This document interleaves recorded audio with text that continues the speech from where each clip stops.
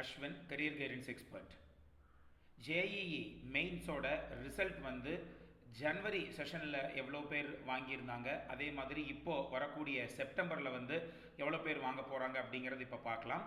ஜனவரி செஷனுக்கு வந்து 10,66,450 பேரில் வந்து 8,69,010 ஸ்டூடெண்ட்ஸ் தான் வந்து எக்ஸாம் எழுதியிருந்தாங்க. அதே மாதிரி இந்த செப்டம்பர் செஷனை பொறுத்த வரைக்கும் பார்த்தீங்கன்னா 9,53,473 ஸ்டூடெண்ட்ஸ் வந்து அப்ளை பண்ணியிருந்தாங்க. இதுலேயும் கிட்டத்தட்ட ஒரு 30% குறையுது. அப்படிங்கிற பட்சத்தில் வந்து 6,73,000 ஸ்டூடெண்ட்ஸ் கிட்ட எழுதியிருப்பாங்க அப்படின்னு எதிர்பார்க்கப்படுது. ரெண்டையும் சேர்த்து வைத்து பார்க்கும் பொழுது கிட்டத்தட்ட இந்த வருஷம் வந்து, அதாவது ஜனவரியில் அப்ளை பண்ணணுங்க வந்து செப்டம்பரில் அப்ளை பண்ணாமல் இருந்திருக்கலாம், அல்லது ஜனவரியில் அப்ளை பண்ணணுங்களே செப்டம்பர்லேயும் அப்ளை பண்ணியிருந்திருக்கலாம், அல்லது ஜனவரியில் அப்ளை பண்ணாதவங்க செப்டம்பரில் மட்டும் அப்ளை பண்ணியிருந்திருக்கலாம். ஸோ இதை ரெண்டையும் கோரிலேட் பண்ணி பார்க்குறப்போ கிட்டத்தட்ட 9 லட்சம் பேர் வந்து இந்த ஜேஇஇ மெயினுக்கான இந்த என்ட்ரன்ஸ் எக்ஸாமை வந்து எடுத்திருப்பாங்க அப்படின்னு எதிர்பார்க்கப்படுது.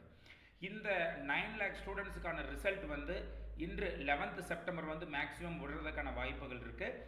இந்த 11th செப்டம்பர் இதே நாள்லேயே வந்து ஜேஇஇ அட்வான்ஸ்டுக்கான ரெஜிஸ்ட்ரேஷன் ப்ராசஸும் ஸ்டார்ட் ஆக போகுது.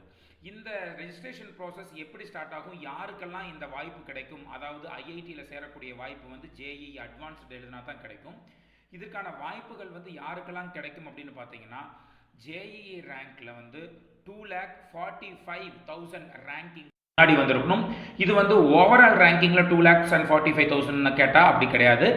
இட் இஸ் கம்யூனிட்டி வைஸ், அதாவது general quota, OBC, NCL, SC, ST, அதே மாதிரி ஜென்ரலியே வந்து இடபிள்யூஎஸ், இந்த மாதிரி பிரித்து அதில் கம்யூனிட்டி வைஸ் வந்து 2,45,000 ரேங்கிங்க்கு வந்து இந்த ஜேஇ அட்வான்ஸ்டு எழுதுறதுக்கு வந்து வாய்ப்புகள் வந்து அவங்களுக்கு கொடுக்கப்படும். அதுக்கான ரெஜிஸ்ட்ரேஷன் ப்ராசஸ் வந்து இன்று 11th செப்டம்பர் வந்து ஸ்டார்ட் ஆக போகுது.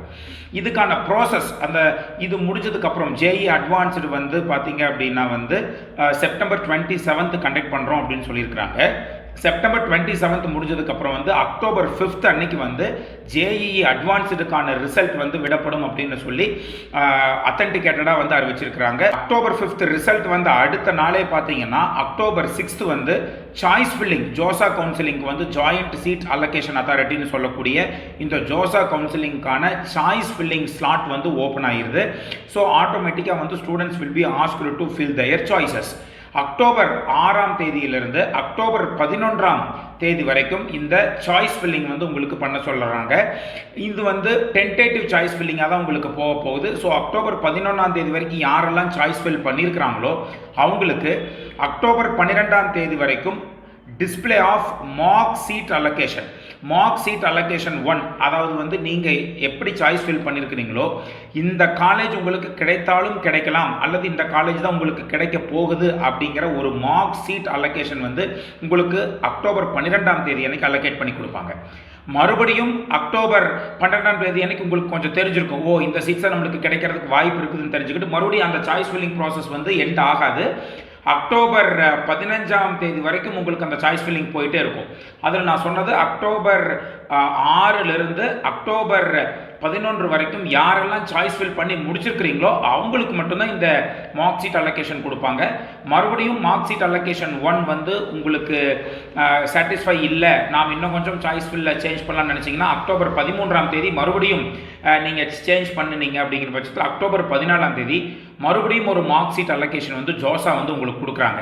நீங்கள் மறுபடியும் மாற்றி அமைத்ததில் உங்களுக்கு மறுபடியும் இந்த சீட்ஸ் கிடைக்கிறதுக்கு வாய்ப்பு இருக்குதுங்கிறது மார்க் சீட் தான். தெரியும், இது வந்து பெர்மனன்ட் சீட் கிடையாது, இது ஒரு மார்க் சீட் அலோகேஷன் மட்டும்தான். அக்டோபர் 15ஆம் தேதி வந்து பார்த்தீங்கன்னா இந்த 2 mark display of seat allocation கையில் எடுத்துக்கிட்டு ப்ளஸ் உங்களுக்கு பிடித்த கல்லூரிகள் எதெல்லாம் முதலே ஃபில் பண்ணி வச்சிருக்கிறீங்களோ அதையெல்லாம் எடுத்துக்கிட்டு உங்களோட சாய்ஸ் ஃபில்லிங் வந்து நீங்கள் கொடுக்கணும். 15ஆம் தேதி அன்னைக்கு அதை வந்து நீங்கள் ஃப்ரீஸ் பண்ணிடணும். சாய்ஸ் ஃபில்லிங் வந்து அன்னையோட க்ளோஸ் ஆகிடும். அதுக்கப்புறம் நீங்கள் எப்போவுமே சாய்ஸ் ஃபில்லிங் வந்து சேஞ்ச் பண்ணவே முடியாது அப்படிங்கிற சூழ்நிலை தான் இந்த இடத்துல நிலவும். அக்டோபர் 16ஆம் தேதி அன்னைக்கு என்ன பண்ணுறாங்கன்னா நீங்கள் கொடுத்த டேட்டா வெரிஃபிகேஷன்லாம் பண்ணி அலோகேஷன் ஆஃப் சீட்டுக்கு ரெடி ஆகுறாங்க. அக்டோபர் 17ஆம் தேதி அன்னைக்கு வந்து சீட் அலோகேஷன் ரவுண்ட் 1க்கான சீட் அலோகேஷன் வந்து அன்னைக்கு கொடுத்துட்றாங்க. அக்டோபர் 17ஆம் தேதி அன்னைக்கு இம்மீடியட்டாக சீட் அலோகேஷன் காலை 10 மணிக்கு வந்துடும். 17ஆம் தேதி அன்னையிலிருந்து 19ஆம் தேதி வந்து வரைக்கும் நீங்கள் அந்த சீட் அலோகேஷனுக்கு வந்து நீங்கள் ஆன்லைன் ரிப்போர்ட்டிங் உங்களுக்கு கொடுப்பாங்க. அதாவது வந்து ரவுண்ட் 1ல் அலோகேட் ஆன சீட்டுக்கு வந்து உங்களுக்கு பிடித்திருந்தால் ஆன்லைன் ரிப்போர்ட்டிங், நீங்கள் எந்த காலேஜில் வந்து உங்களுக்கு சீட் அலோகேட் ஆகிருக்கோ அந்த காலேஜுக்கு வந்து நீங்கள் ஃபீ பே பண்ணி எந்தெந்த டாக்குமெண்ட் வந்து உங்களுக்கு அப்லோட் பண்ண சொல்கிறாங்களோ அந்த டாக்குமெண்ட்டில் நீங்கள் கரெக்டாக அப்லோட் பண்ணணும். அந்த கேண்டிடேட்டுக்கு வேறு ஏதாச்சும் நீங்கள் அப்லோட் பண்ண டாக்குமெண்ட்டில் ஏதாச்சும் query இருந்தால் அந்த queryயும் வந்து சொல்லுவாங்க, இந்த query வந்து நீக்கி கொடுங்கன்னு சொல்லுவாங்க. அது வந்து அக்டோபர் 20ஆம் தேதிக்குள்ளே வந்து அந்த query எல்லாம் நீக்கி நீங்கள் என்ன பண்ணணும் அப்படின்னா உங்களுக்கு சீட் அலோகேட் ஆன அந்த சீட்டில் வந்து நீங்கள் சேர்த்துடணும். அப்படி சேரல அப்படிங்கிற பட்சத்தில் வந்து அக்டோபர் 20ஆம் தேதி அன்னைக்கு வந்து இந்த லாஸ்ட் query முடிஞ்சதுக்கு அடுத்த 21ஆம் தேதி வந்து காலை 10 மணிக்கு எந்தெந்த சீட்ஸ் வந்து ஃபில்டு ஆகாமல் அவைலபிலிட்டி இருக்குது அப்படிங்கிறத வந்து அக்டோபர் 21ஆம் தேதி அன்றைக்கி 10 மணிக்கு வெளியிட்டுருவாங்க. அக்டோபர் 21ஆம் தேதி ஈவினிங் 5 o'clock பார்த்தீங்கன்னா ரவுண்டு 2க்கான சீட் வந்து அலோகேட் பண்ணிடுறாங்க. 22ஆம் தேதியிலிருந்து 23ஆம் தேதி வரைக்கும் பார்த்தீங்க அப்படின்னா வந்து நீங்கள் அலோகேட் ஆன இந்த செகண்ட் ரவுண்டுக்கு வந்து நீங்கள் நேரில் ஃபீ பே பண்ணுறது, டாக்குமெண்ட் அப்லோட் பண்ணுறது, அப்புறம் அந்த அப்லோட் பண்ண டாக்குமெண்ட்டில் ஏதாச்சும் query இருந்தால் அடுத்த நாள் 24ஆம் தேதி அன்றைக்கி அந்த queryக்கெல்லாம் நீங்கள் ரெஸ்பாண்ட் பண்ணி முடிச்சிருக்கணும்.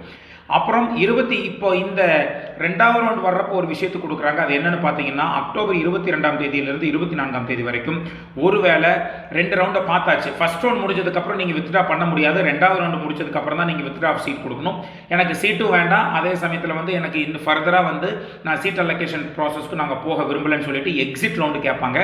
நீங்கள் 22லேருந்து 24ஆம் தேதிக்குள்ள அந்த எக்ஸிட் கொடுத்துட்டீங்க அப்படிங்கிற பட்சத்தில் 3வது ரவுண்டுக்கு அந்த ஜோஸா ரெடி ஆவாங்க.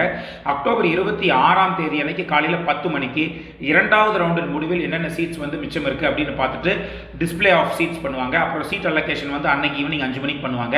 27, 28ஆம் தேதிகளில் வந்து நீங்கள் ரிப்போர்ட் பண்ணணும், ஃபீ பேமெண்ட் பண்ணி டாக்குமெண்ட் அப்லோட் பண்ணணும். ஏதாச்சும் query இருந்ததுன்னா 29ஆம் தேதி அன்னைக்கு நீங்கள் அந்த queryயை முடிச்சிருக்கணும். 27லிருந்து 29ஆம் தேதிக்குள்ளேயே பார்த்தீங்கன்னா வித்ட்ரால் ஆஃப் சீட், அதாவது நீங்கள் 3வது ரவுண்டுக்கு வந்து நீங்கள் வித்ட்ரால் பண்ண விருப்பப்பட்டீங்க அப்படிங்கிற பட்சத்தில் வந்து எனக்கு வேண்டாம், நான் ப்ராசஸ் விட்டு வெளியே வந்துடுறேன்னு நீங்கள் எக்ஸிட் பண்ணிக்கலாம்.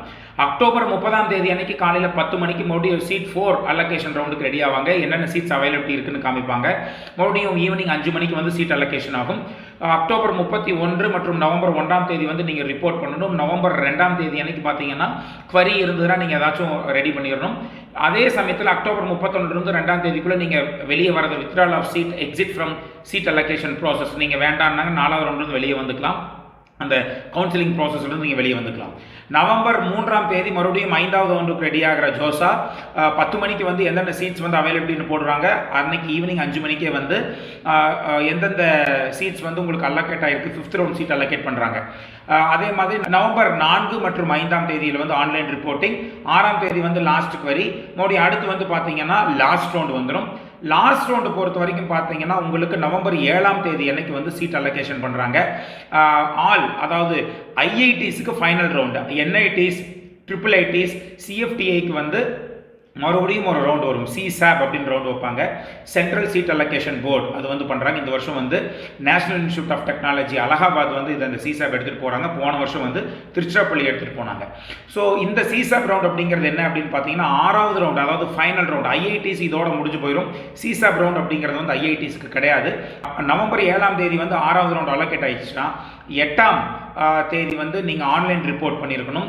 நவம்பர் 9ஆம் தேதி வந்து 6ஆம் ரவுண்டுக்கு நீங்கள் ஃபைனலாக வந்து நீங்கள் query எல்லாம் சப்மிட் பண்ணி ரெடி ஆகிக்கணும். நவம்பர் 9ஆம் தேதியிலிருந்து 13ஆம் தேதி வரை, அதாவது வந்து இதுக்கு முன்னாடி இருக்கக்கூடிய எல்லா ரவுண்ட்ஸுமே வந்து ஒரு சீட் வந்து நீங்கள் அலோகேஷன் ஆகிருக்கிற சீட்டை வந்து நீங்கள் வித்ட்ரால் பண்ணுறதுக்கோ அல்லது கவுன்சிலிங் விட்டு வெளியே வர்றதுக்கோ வந்து ஆன்லைன்லேயே பண்ணுனீங்க. இந்த 6வது ரவுண்ட், அதாவது லாஸ்ட் ரவுண்ட் ஆஃப் ஜோஸா முடிகிறப்போ உங்களுக்கு எந்த சீட் அலோகேட் ஆயிருந்தாலும் சரி, அது திருச்சி அலோகேட் ஆயிருந்தாலும் சரி, ஸ்ரீநகர் அலோகேட் ஆயிருந்தாலும் சரி, நீங்கள் அந்த கல்லூரிக்கு நேரில் போய் விசிட் பண்ணித்தான் நீங்கள் சீட்டை வித்ட்ரால் பண்ணிவிட்டு இந்த சீட் வேண்டான்னு சொன்னால் தான் நீங்கள் சிசாப் ரவுண்டுக்கு வந்து போட்டி போட முடியும். இல்லை நீங்கள் நேரில் போகலைன்னா ஆட்டோமேட்டிக்காக என்ன ஆகும்னா நீங்கள் எக்ஸிட் ஆப்ஷனுக்கு வர வேண்டியது வந்துடும். சிசாப் ரவுண்டுக்கு அட்டன் பண்ண முடியாத சூழ்நிலைக்கு நீங்கள் தள்ளப்படுவீங்க. ஸோ 6 ரவுண்ட் முடிஞ்சதுக்கப்புறம் சிசாப் ரவுண்ட் வரும். இதில் வந்து பார்த்தீங்கன்னா இந்த என்ஐடிஸ், IIITs, CFTIயில் எத்தனை சீட்ஸ் வந்து ரிமைனிங் இருக்குதோ அந்த சீட்ஸுக்கெல்லாம் மறுபடியும் சிசாப் ரவுண்ட் அப்படின்னு சொல்லி வைப்பாங்க. இந்த சீட் வரைக்கும் நீங்கள் கட்டாயமாக மாணவர்கள் போக முடியும். மாணவர்கள் வந்து எங்கிட்ட கொஸ்டின்ஸ் கேட்டுகிட்டே இருக்கிறாங்க, சார் இந்த பெர்சன்டேஜ்லேருந்து எந்த காலேஜ் கிடைக்கும் அப்படின்னு கேட்டுகிட்டே இருக்கிறாங்க. இது வந்து சாய்ஸ் ஃபில்லிங் ப்ராசஸ். ஒரு நிமிஷத்துலையோ 2 நிமிஷத்துலையோ வந்து உங்களுடைய பெர்சன்டைலை வச்சுக்கிட்டு இந்த காலேஜ் கிடைக்கும் அப்படின்னு சொல்லவே முடியாது. நீங்கள் கிட்டத்தட்ட பல லட்சங்களை செலவு பண்ணி இந்த ஜேஇக்கு படிச்சிருப்பீங்க. நிறைய நிறைய டெஸ்ட்லாம் எழுதி பார்த்து பயங்கர ஹார்ட் ஒர்க் பண்ணி தான் இந்த ஜேஇயில் நீங்கள் ஸ்கோர் வாங்கியிருப்பீங்க. அப்படி இருக்கக்கூடிய நிலைமையில வந்து இம்மீடியட்டாக கண்ணை மூடிக்கிட்டு ஒரு நிமிஷத்துலேயே 2 நிமிஷத்துலேயே நீங்கள் சாய்ஸ் ஃபில் பண்ணவே முடியாது. இந்த சாய்ஸ் ஃபில்லிங் அப்படிங்கிறது வந்து அதுவும் ஜோசாவை பொறுத்த வரைக்கும் மிக மிக மிக இம்பார்ட்டண்ட்டான விஷயமா பார்க்கப்படுது. நீங்கள் ஸ்ட்ராட்டஜிக்காக சாய்ஸ் ஃபில் பண்ணினா மட்டும்தான் வந்து உங்களுக்கான ரைட் சீட்டை வந்து உங்களால் எடுக்க முடியும். லாஸ்ட் இயர் பார்த்தீங்கன்னா நம்மகிட்ட சாய்ஸ் ஃபில்லிங் வந்தவங்களையே வந்து 14,000 ரேங்கிங் இருக்கிறவங்களுக்கு கூட நம்ம என்ஐடி திருச்சிராப்பள்ளியில் வந்து இசிஇ சீட்ஸ் வந்து ஸ்ட்ராட்டஜிக்காக நம்ம வாங்கி கொடுத்துருக்குறோம். இது வந்து ஸ்ட்ராட்டஜிக்காக சாய்ஸ் ஃபில் பண்ணினா மட்டும்தான் அந்த ஆப்பர்ச்சுனிட்டி கிடைக்கும். சார் இப்போ 14,000 ரேங்கிங் அப்படிங்கிறது குறைவா சார் அப்படின்னு நீங்கள் அடுத்த கொஸ்டின் கேட்கலாம். என்ஐடிஸ் மொத்தம் 31 என்ஐடிஸ் இருக்கு. 31 என்ஐடிஸில் இருக்கக்கூடிய டோட்டல் சீட்ஸே பார்த்தீங்க அப்படின்னா 23,311 சீட்ஸ் தான் அவைலபிள்.